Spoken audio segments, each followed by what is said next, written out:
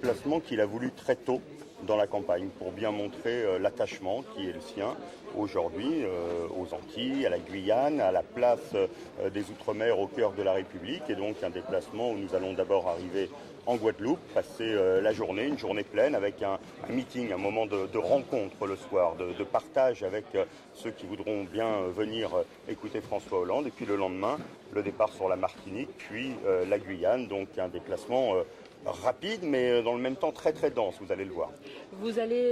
François Hollande, il va également pour rassembler la gauche.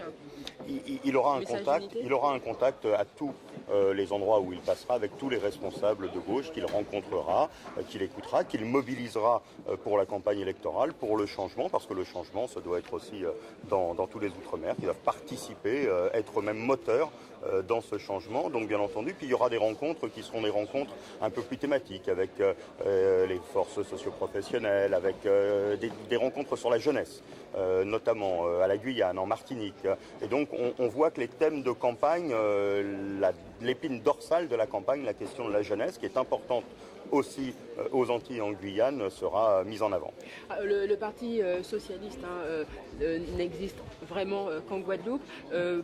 Pour la Martinique et la Guyane, vous êtes assuré d'avoir le soutien des autres forces de gauche? Il y a de très nombreuses forces de gauche, et en tout cas il y a des hommes, des femmes et des responsables politiques qui veulent le changement, qui attendent le changement. Et vous le verrez, dans chacun de ces endroits se mobiliseront autour de François Hollande des personnalités puissantes qui incarnent et qui veulent incarner demain dans chacun de ces Outre-mer le changement.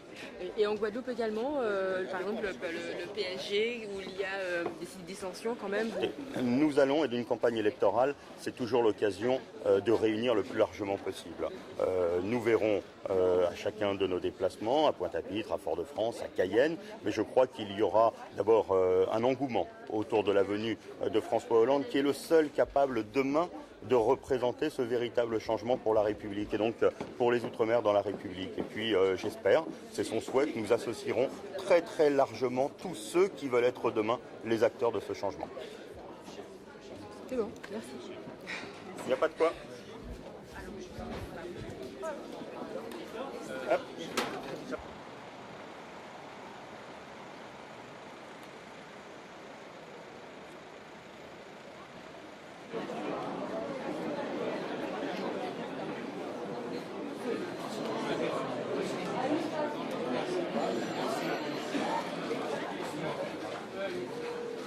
Ça marche.